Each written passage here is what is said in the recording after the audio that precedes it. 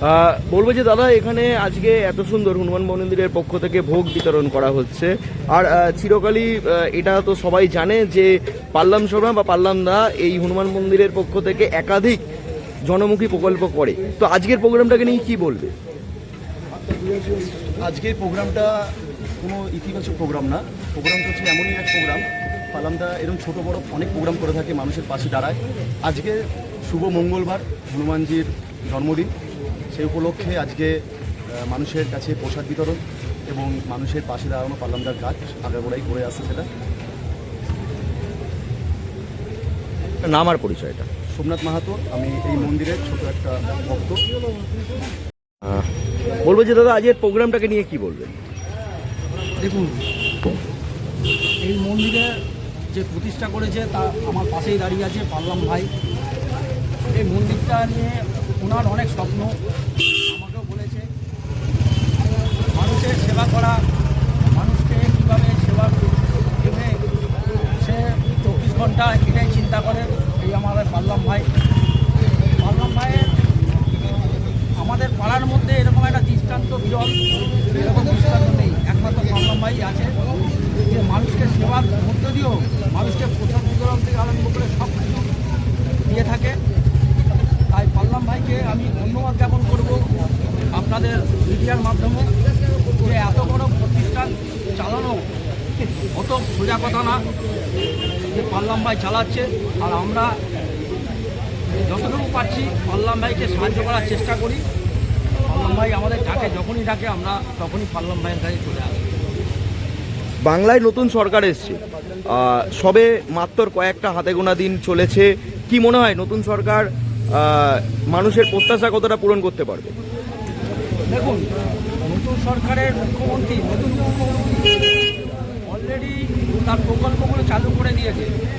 বিভিন্ন জায়গায় আপনারা নিশ্চয়ই দেখতে পাচ্ছেন, বিভিন্ন জায়গায় উন্নতি হচ্ছে, উন্নয়নের জোয়ার এবার বইবে।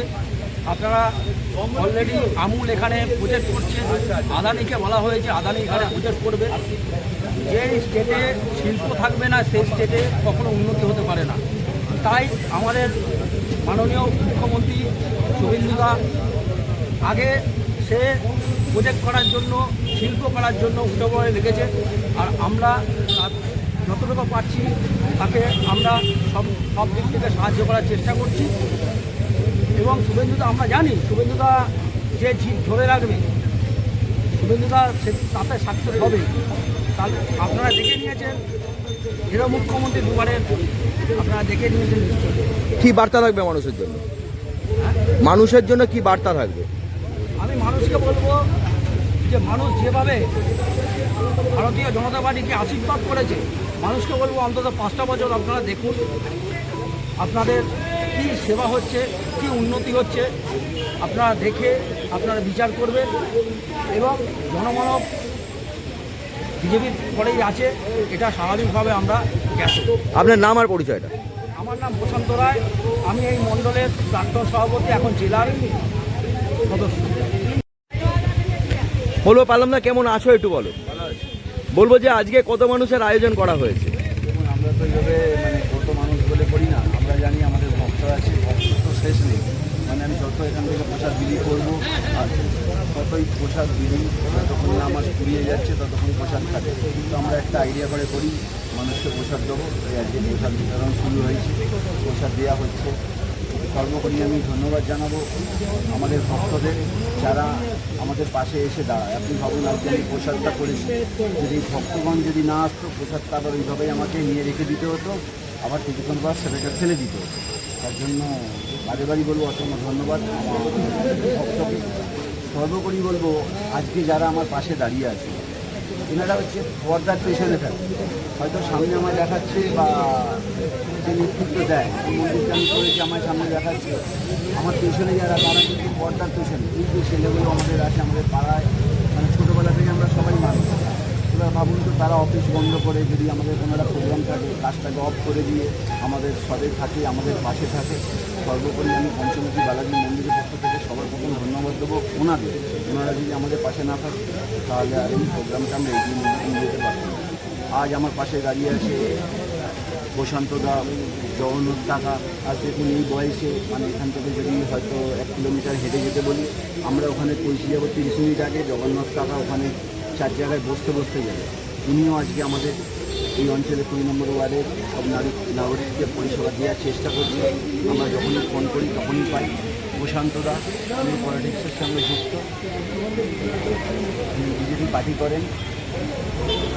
বিষয়টা হচ্ছে মানুষ যে কাউন্সিলর আমরা চুজ করি, কাউন্সিলর চুজ কীভাবে পছন্দ কীভাবে, যারা আমাদের পাশে থাকবে, যাদের আমরা যখন ফোন করবো বিপদে তখন আমাদের কথা রাখবে।